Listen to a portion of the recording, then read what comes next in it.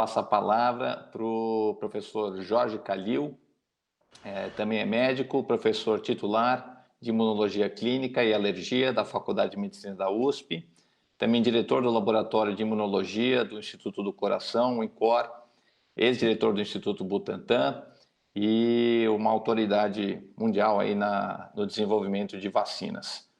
Professor Calil, obrigado pela presença. É com o senhor agora. Obrigado, Ayrton. Um prazer muito grande, uma honra para participar desse USP Talks com tanta gente importante e sendo bastante informativo. Eu gostaria de agradecer ao professor Canuto, ao professor Varran, por terem me dado essa oportunidade nesse momento importante de fortalecimento da ciência, que eu acho muito importante. Então, a pergunta que as pessoas fazem sempre é até quando nós vamos ter esse problema? E aí a gente diz, bom, esse vírus veio para ficar.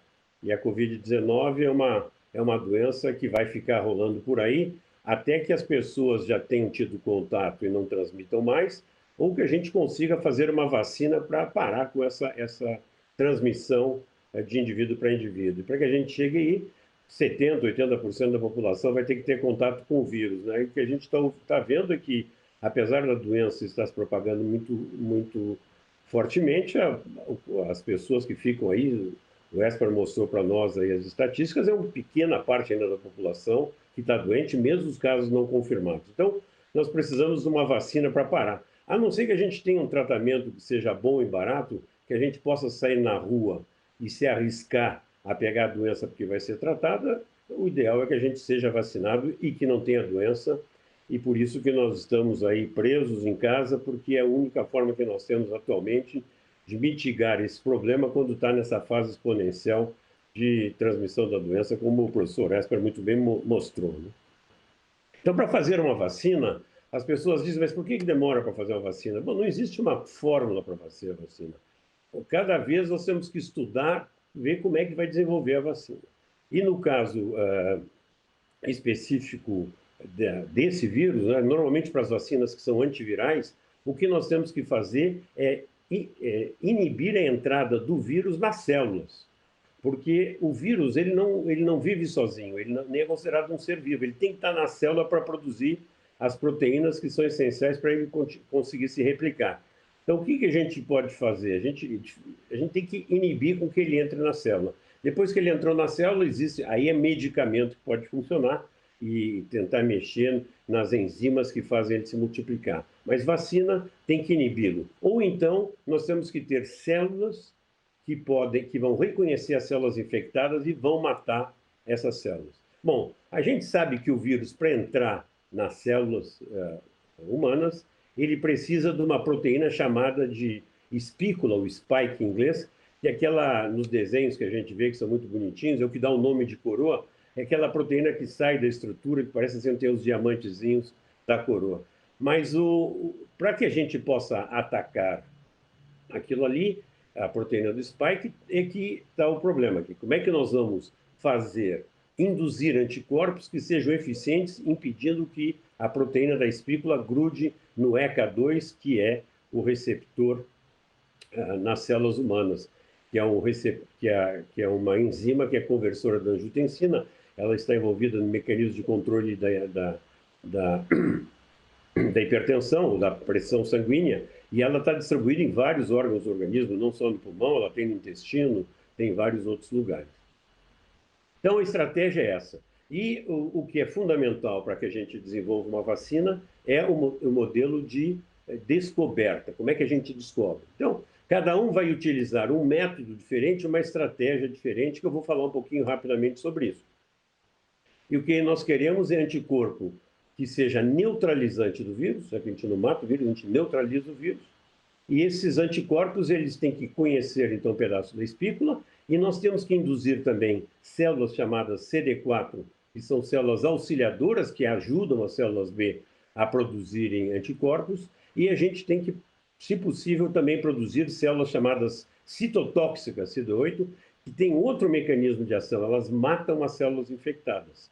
Então, a gente sabe que tem gente que tem pouco anticorpo circulante, mas eles devem ter bastante CD8. Então, as estratégias estão por aí, e existem várias pessoas, sem mais de 100 propostas de vacinas em todo o mundo, uma das mais promissoras é a vacina de Oxford, que vai começar já a fase 2 de ensaios clínicos, ou seja, ela já passou pela fase 1, que mostra que não tem toxicidade, ela vai para a fase 2 para ver quantas doses, em que volume que tem que ser administradas, e essa vacina, então, desenvolvida em Oxford, ela tinha sido pensada antes para ser utilizada para MERS, aparentemente estava tendo resultados muito bons. Como é um vírus primo, como estava falando a professora Esther Sabino há pouco, eles só trocaram a proteína de espícula que era para MERS e colocaram a do SARS-CoV-2 e estão testando com muita esperança. Inclusive, já até querem começar a produzir a vacina. E assim nós temos outras vacinas que estão em teste clínico, as 6 ao todo, vacinas que podem ser, que mandam para dentro do organismo a informação genética da espícula através de um RNA mensageiro ou através de um DNA, e assim por diante. Nós, o nosso grupo, nós estamos trabalhando com o que a gente chama de partículas virais, ou semelhantes ao vírus, que são partículas que não têm o código genético do vírus, então não se multiplicam, não tem nenhum dano, e nessas partículas nós colocamos fragmentos da espícula que nós achamos que sejam importantes o indivíduo produzir anticorpos para que neutralize esse vírus, e que também nós colocaremos pedaços do vírus que induzem uma resposta a CD4 ou que induzem uma resposta a CD8.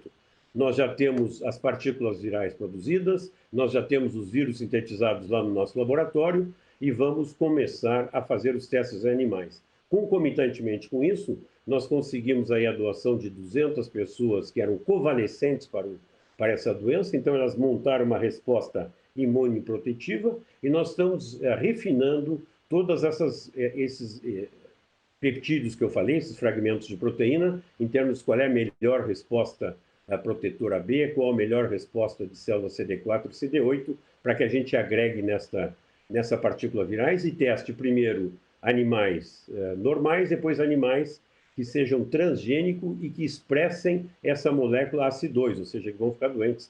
Depois a gente vê se tem toxina para rapidamente entrar em testes clínicos e participar de toda essa corrida, que é uma competição benigna, em que as pessoas se ajudam bastante, em que nós queremos chegar numa vacina, e quanto mais vacinas nós tivermos, melhor. Aí, dessas 100, se nós tivermos umas 4 ou 5 ótimas, o que nós vamos precisar depois dessas vacinas terem sido desenvolvidas?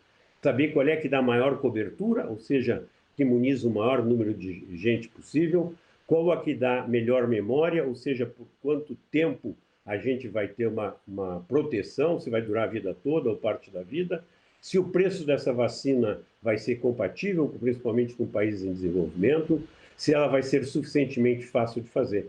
Mesmo que nós tenhamos uma vacina até o fim desse ano, vai ser muito difícil a gente fazer 7 bilhões de doses para ir para todo mundo, porque não precisa, as fábricas precisam todos os equipamentos, precisam liofilizadores, precisam frasquinhos com os stoppers, que são as rolhas específicas para fazer liofilização. É uma loucura, tem uma série de coisas que tem que ser feita, e a gente espera que sejam feitas. Agora, em todo caso, seria muito importante nós termos uma vacina feita aqui no Brasil, como a que a gente está propondo, porque ela, primeiro, ela daria preferência para a população brasileira. Segundo, nós não estaremos comprando tecnologia, nós estaremos até exportando tecnologia. E se houver mutações que a doutora Esther identifica e que são no local em que o vírus contacta com a célula e que vai formar, então, portanto, um novo sorotipo de defesa, nós poderíamos rapidamente adaptar a vacina às necessidades brasileiras. Bom, de uma forma geral, era isso que eu queria trazer rapidamente, fazendo um panorama geral de como é que está o mundo e como é que nós estamos aqui. Nós acreditamos realmente que nós vamos ter essa vacina e estamos trabalhando para isso. Obrigado, Eva.